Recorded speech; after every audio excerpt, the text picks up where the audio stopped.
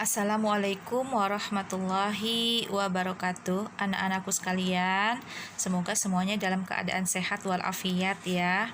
Pada kesempatan ini Ustazah akan memberikan penjelasan mengenai tanda-tanda balik ya, terutama bagi perempuan, yaitu tentang perbedaannya darah yang keluar.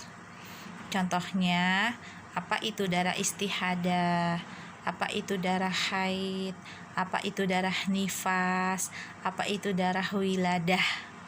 Ya, kemarin Ustazah lihat masih banyak yang tertukar. Nah, pertama darah haid. Darah haid itu adalah darah yang keluar karena normal. Seorang perempuan keluar darah haid itu bukan karena dia habis melahirkan atau bukan karena penyakit, karena memang sudah waktunya darah itu keluar dan menandakan kesuburan untuk perempuan. Itu namanya darah haid normal ya, keluarnya minimal paling sedikit 1 hari dan maksimal paling lama itu 15 hari atau 2 minggu ya untuk haid. Nah, ada orang yang ternyata darah yang keluar itu tidak normal. Nah, kalau tadi darah haid kan normal, ini dia tidak normal. Dia keluarnya lebih dari batas maksimal orang haid. Misalkan lebih dari 15 hari, 1 bulan darahnya keluar, tidak berhenti-berhenti. Ya, itu namanya darah istihadah atau darah penyakit disebutnya. Kalau ada seorang wanita yang keluar darah seperti itu harus berobat, harus ke dokter. Nah, jadi darah istihadah itu bukan darah haid, jadi dia darah penyakit. Yang ketiga yaitu darah wiladah. Nah, apa bedanya wiladah dengan nifas?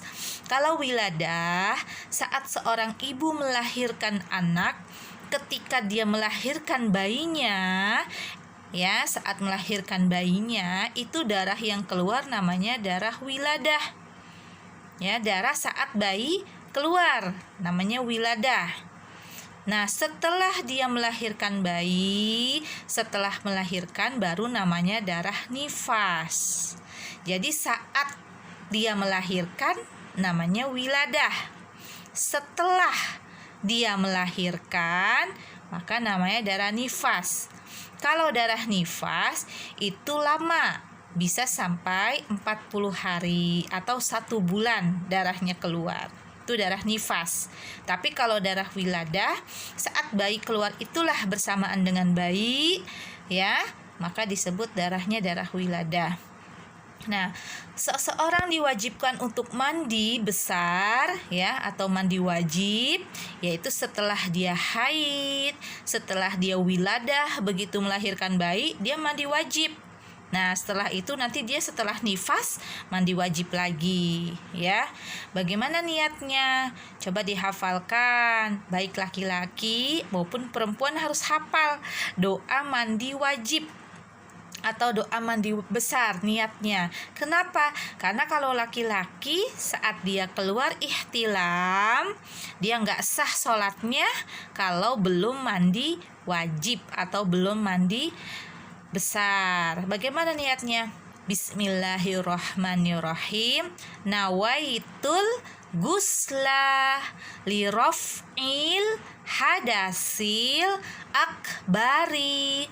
Kalau anak perempuan boleh tambahin minal haidi fardho lillahi ta'ala. Boleh cukup sampai sini aja. Nawaitul gusla liraf'il hadasil akbari fardho lillahi ta'ala. Boleh sampai situ. Kalau boleh ditambahin minal haidinya boleh, atau tidak pakai minal haidi juga boleh, karena masing-masing keluarnya bukan dari haid doang ya, bisa karena ihtilam atau mandi besar yang lainnya. Itu harus dihafal anak-anak supaya sah mandinya, karena mandi wajib dan mandi biasa yang membedakannya adalah niatnya ya. Kalau kita mandi wajib, mandi besar harus pakai niat. Kalau mandi biasa tidak pakai niat, ya. Cukup dari Ustazah penjelasannya untuk fikih pada hari ini. Tugasnya adalah menghafal niat mandi wajib. Demikian kita baca hamdalah, alhamdulillahirabbil alamin. Wassalamualaikum warahmatullahi wabarakatuh.